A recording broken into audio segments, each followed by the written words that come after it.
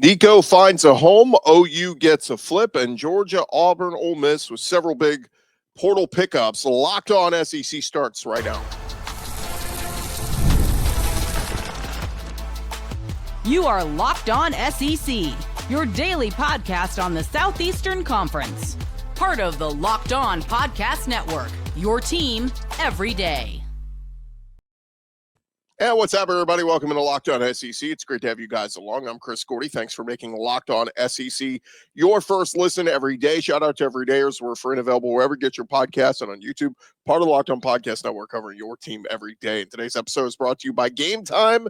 Download the Game Time app, create an account, use our code Locked On College for $20 off your first purchase. All right, here's what we got coming up. We got some big basketball pickup for Tennessee. We'll get to that in segment 3. Segment 2 will be all the football transfer portal moves throughout the SEC, a lot of big pickups. But segment 1, we got to start with the latest on Nico Iamaleava. And Nico has found a home in the Big Ten. How about that? Nico Iamaleava, the former Tennessee quarterback, has committed to UCLA. On Sunday afternoon, Nico announced his plans to play for the Bruins on social media. In his message, he said, first and foremost, I want to thank my Lord and Savior, Jesus Christ, for continuing to bless my family, for allowing me to live up my passion each and every day. To the amazing people in Knoxville, thank you for embracing and uplifting me throughout my time there. I'll forever be thankful for the support you showed me every step of the way, and I'll cherish the relationships I built there. Yada, yada, yada. Believe in my heart. I gave my all as a volunteer. I'm truly grateful for my time at UT. My journey there has come to an end. The decision was incredibly difficult. Expected to make, he said, I trust God's timing. Even though this chapter is ending, a new chapter has begun, and I'm committed to UCLA. So Nico's announcement comes shortly after it was reported that the UCLA coaches had informed the other Bruins quarterbacks on the team that, hey, we're adding Nico. Just want to let y'all know. The transfer portal, of course, opened Wednesday for the spring portal, and shortly after Iamaleava was reported to be in the portal, Colin Cowherd over at Fox Sports was the first one to say that he was told Iamaleava would be heading to UCLA, and Bruce Feldman also confirmed that report. Now it is official.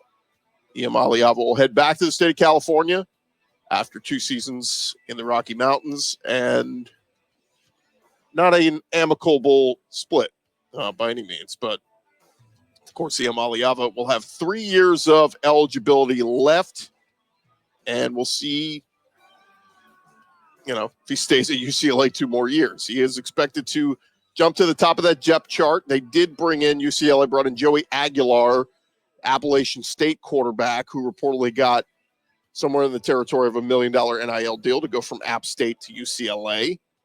And according to some reports, Aguilar has already started to look around.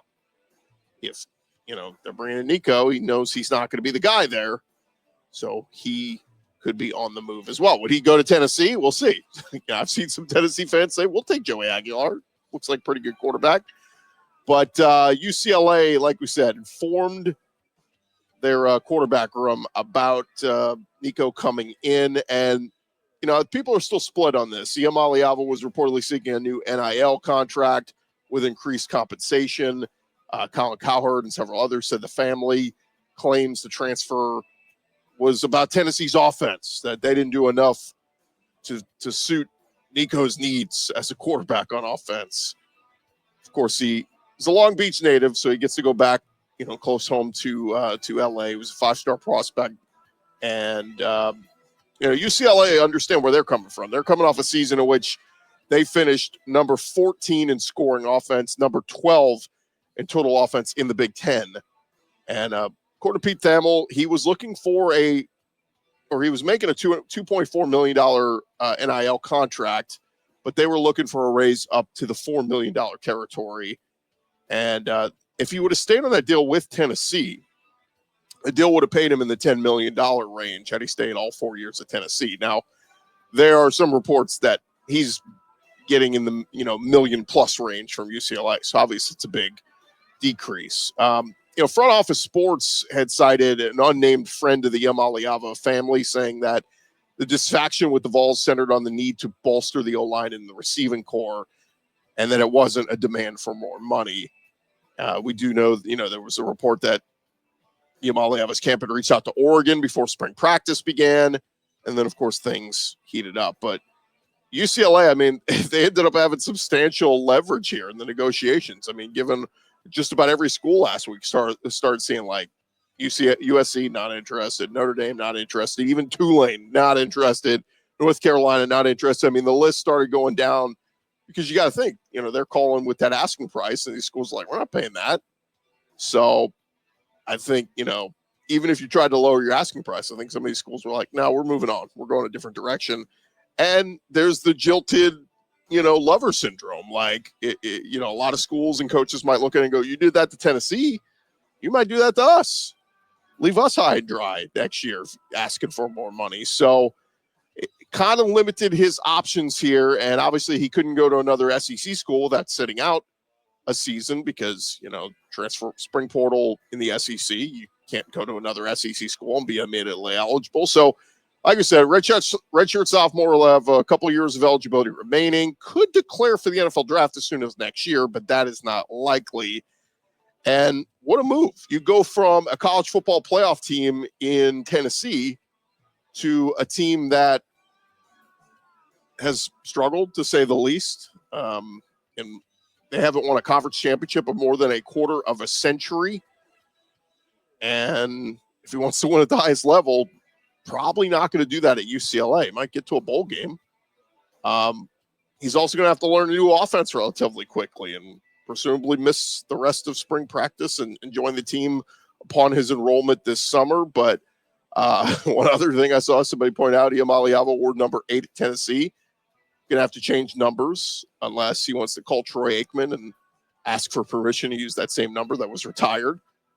And like we said, the addition of Iamaleava leaves a big question mark for Joey Aguilar up in the air at UCLA, that his arrival could push Aguilar back into the transfer portal.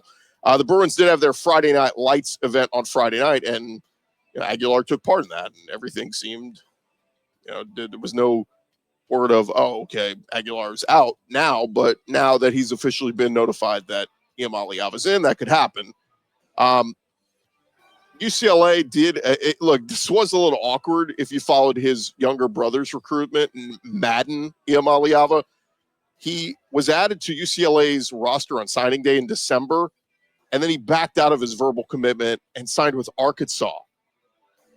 Talk about awkward, call those coaches and go, okay, so we know the brother flipped, but how about Nico? Nico wants to come play there now.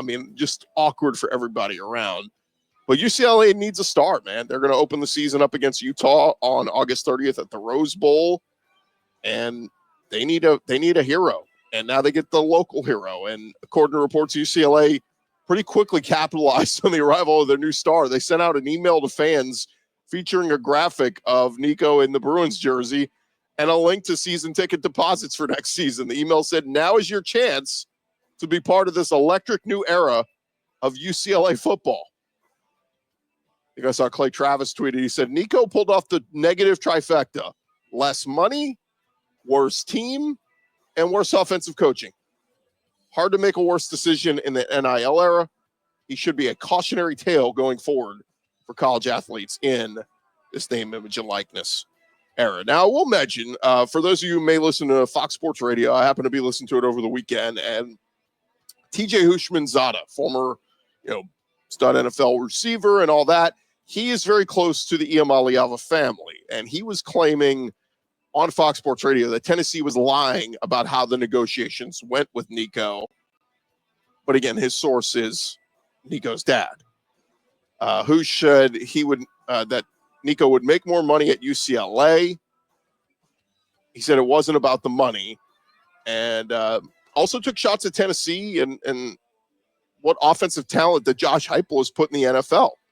And they were making the case none of the players that have come out of Tennessee, since Heupel's been there and gone to the NFL, have become stars. You look around, Cade Mays is the backup center for the Panthers. Velus Jones has bounced around, still in the league. Darnell Wright, I believe, is the starting right tackle for the Bears. Hendon Hooker's the backup quarterback in Detroit. Joe Milton just became the backup quarterback in Dallas to Dak Prescott. Jalen Wright backs up Devon Achane in Miami. He is decent. But I think the big ones, the glaring ones are, if Nico's beef is with the wide receiving core and saying, they wanted to upgrade there. You look at the two biggest ones that have come out of Josh Heupel, since his time there, Jalen Hyde and Cedric Tillman. Jalen Hyde's just been a disappointment in the NFL so far. Cedric Tillman's been productive. He just had 339 yards, 3 touchdowns last year.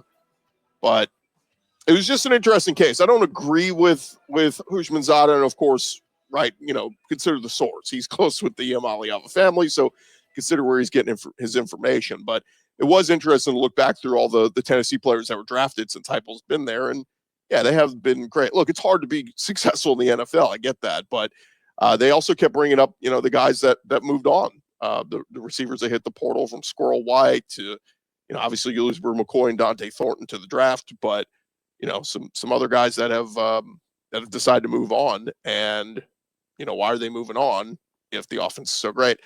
Anyway, that just relaying that message to you guys. One other quick note here: Arkansas canceled their spring game on Saturday due to inclement weather. They had rain expected all day throughout Fayetteville, so the red-white game did not take place there in Fayetteville. All right, thank you guys for making Locked On SEC your first listen every day. Coming up next, we'll get into all the portal moves that happened over the weekend. There was a lot of them. We'll get to that here in just a second. But first, I want to remind you guys about our friends over at Supply House. You can get the supplies you need from the site made for the skilled trades, and that is at Supply House. Whether you're into plumbing, HVAC, or electrical work, Supply House is the reliable way to order products online. Their easy-to-use website is packed with helpful resources and the latest product info to help you get the job done right. Plus, with a complete inventory of over 200,000 parts from over 400 top brands, you're going to find exactly what you need delivered fast from coast to coast. If you need help with an order, Supply House offers expert support and industry-leading service, so you'll always talk to a real person. And for the trade pros looking for an extra edge, their free Trade Master program offers exclusive perks like a dedicated phone line, free shipping, and discounts on every order. Thousands of skilled professionals already take advantage. Now it's your turn. Go join the Trade Master program today, supplyhouse.com/TM, and start ordering plumbing, HVAC, and electrical supplies with just a few clicks. Plus, use our promo code SH5 to get 5% off your first order. That is over at supplyhouse.com.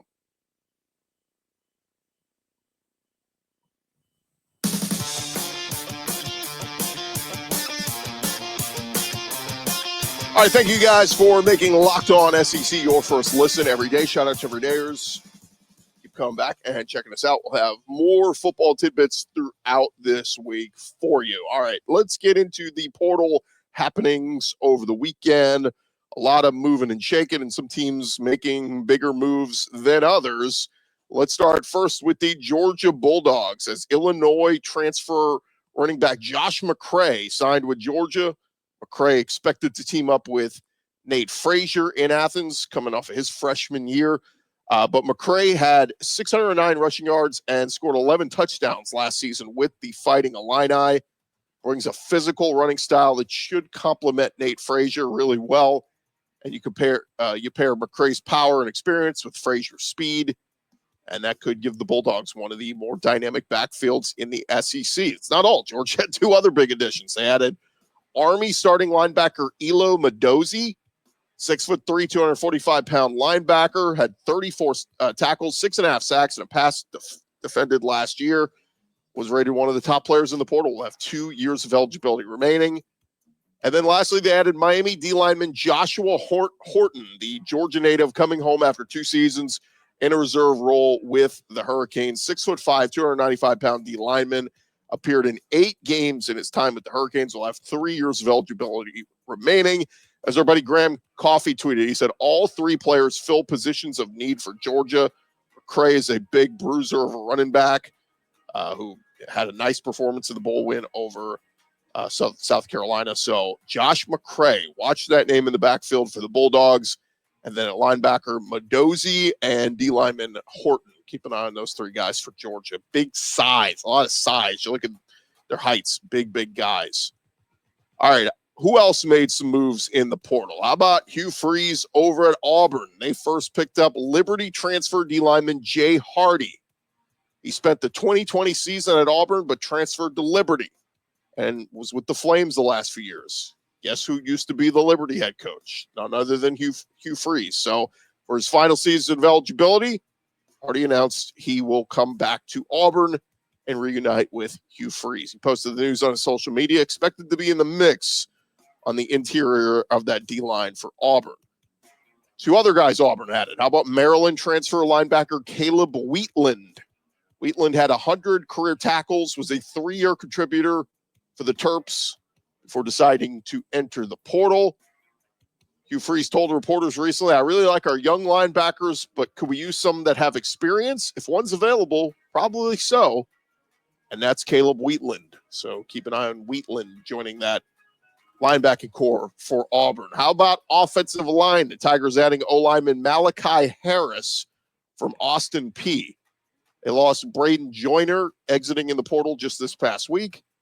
So Harris replaces him. He's an Alabama native, spent just one season at Austin Peay, played in 10 games there, so he'll have 3 years of eligibility remaining at Auburn. How about Lane Kiffin at Ole Miss? He picked up 3 big names. And I say that relative, 3 guys highly touted in the portal.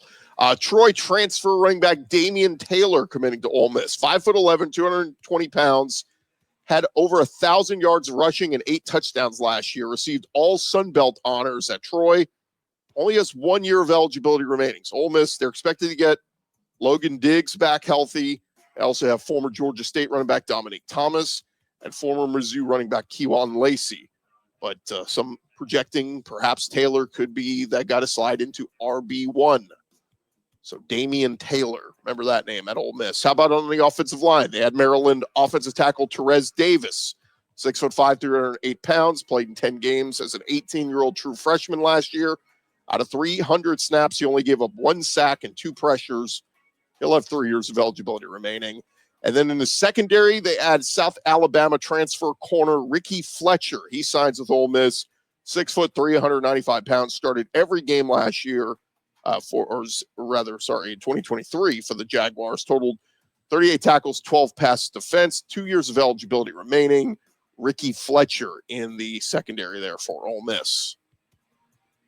How about at Arkansas? They added a couple of guys. Troy edge Philip Lee committed to Arkansas. 6'4", 240-pound edge, 31 tackles, 5 sacks, 1 forced fumble last season. He has 1 year of eligibility remaining. Played in all 12 games for Troy last year, making 10 starts. A lot of Troy guys jumping into the SEC.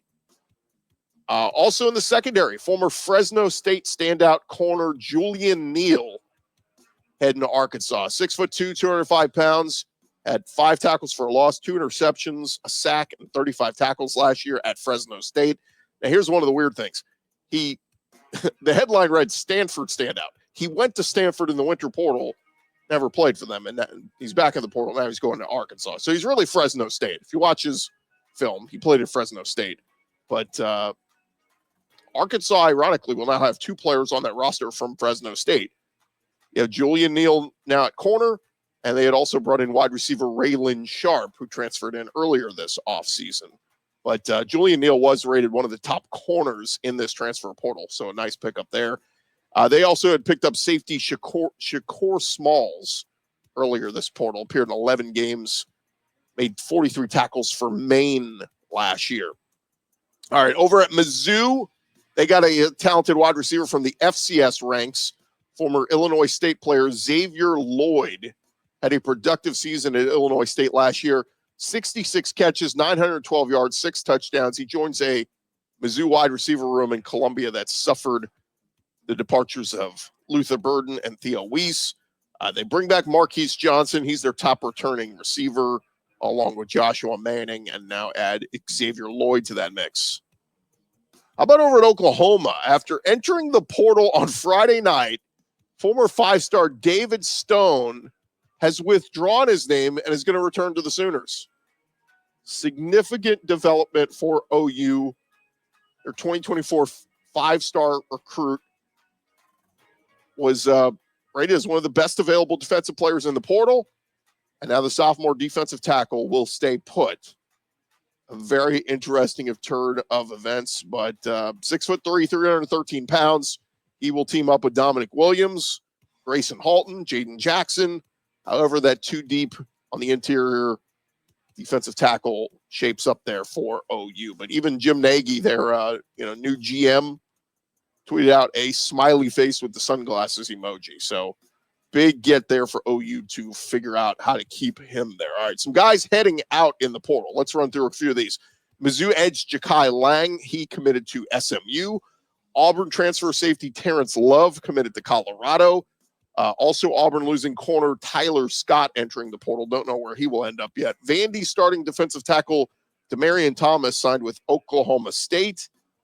And Georgia transfer quarterback Jaden Rashada plans to visit North Carolina this week, according to reports. So we'll keep an eye on where Rashada ends up. One more note here, squeeze in a recruiting tidbit. How about A&M making some noise this weekend? First, they got 4-star corner Victor Singleton.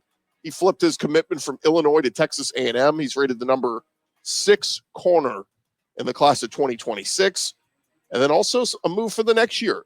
2027 wide receiver George Lamons committed to Texas A&M. So Mike Elko and crew doing some work. All right, so more to come here on Locked On SEC, part of the Locked On Podcast Network, covering your team every day. You might be surprised that Texas Longhorns are making an impact in the SEC, and if you're not respecting them yet, you might want to start doing so. They are having some great success. All right, still more to come here on Locked On SEC in just a sec. Look, there's nothing like the atmosphere of an NBA playoff game. Every bucket, every defensive stop, every moment feels huge. It's electric in the arena. And with the Game Time app, you can be part of it all without the stress of last-minute ticket hunting. Game Time, making it fast and easy for you to get playoff tickets, even when demand is sky high. Prices on the app actually go down as tip-off gets closer, and their last-minute deals can save you up to 60%. And look, plenty of reasons to use Game Time, but one is last-minute deals. Like we say, save up to 60% off buying last minute for sporting events, concerts, whatever it is.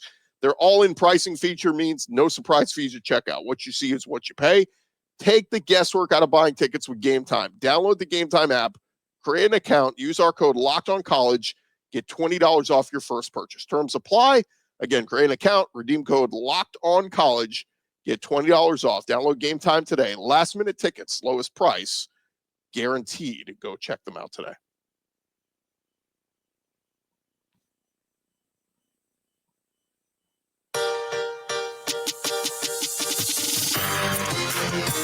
All right, rolling along here, Locked On SEC, and going to get to a couple of our recruiting tidbits in basketball real quick. Portal, and then a recruiting tidbit for Tennessee. They landed a monster.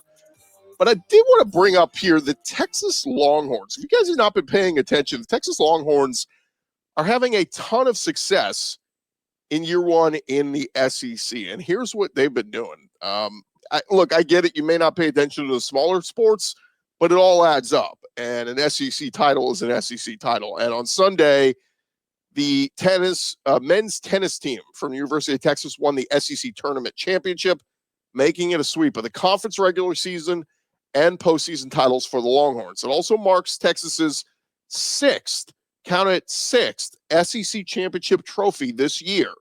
Remember, this is their first year in the SEC. They join, so you got men's tennis. They now join Texas women's basketball, men's swimming and diving, women's swimming and diving, women's soccer, and now men's tennis. You keep in mind that they went to overtime with Georgia in the SEC championship game in football. So they were that close in year one in football. They've also been to the playoff the past 2 seasons. And I get it, 2 years ago it was in the Big 12, but year one in the SEC, Tennessee and Georgia were the teams to make the playoff in the SEC. Their baseball team is currently number 1 in the country. If you haven't been paying attention, they just swept top 10 Auburn. Jim Schlossnagle doing a heck of a job, the former Aggie head coach. And then their softball team, they're number 3 in the country. I believe rallied twice to take 2 out of 3 against LSU this past weekend. So look, I'm just telling you, beware of Texas. They are having instant success in the SEC in a lot of sports, and they're not going anywhere. And again, I get it. If you're a fan of another SEC school, you're like, I don't care about women's swimming and diving and men's tennis. That's fine. I'm just telling you, it's all adding up, and they're taking a bunch of them. Like Texas coming in and beating their chest, going, "Oh, I thought the SEC was hard. Well, we're winning all these SEC championships. Check out our trophy case." So just beware. They got the money, they got the support, they got the resources. Texas is going to start racking up a lot of titles every year in a lot of sports. And again, keep with the narrative of, I thought you guys said the SEC was hard. There's 16 teams. Texas is doing something right when they're coming and winning these titles in all these sports. I guess some people are going to go, football's all that matters. They haven't won one there yet, but they're pretty close. Steve Sarkisian doing a pretty good job. And oh, by the way, they got one of the biggest names in football taking the field this year in Arch Manning. So we'll see what he does. All right, quick note here on Tennessee recruiting. They landed a commitment from McDonald's All-American 5-star forward Nate Ament, taking his talents to Rocky Top. He's a monster recruit for the Vols. He announced his commitment to play for Tennessee over Duke, Kentucky, Louisville, and Arkansas.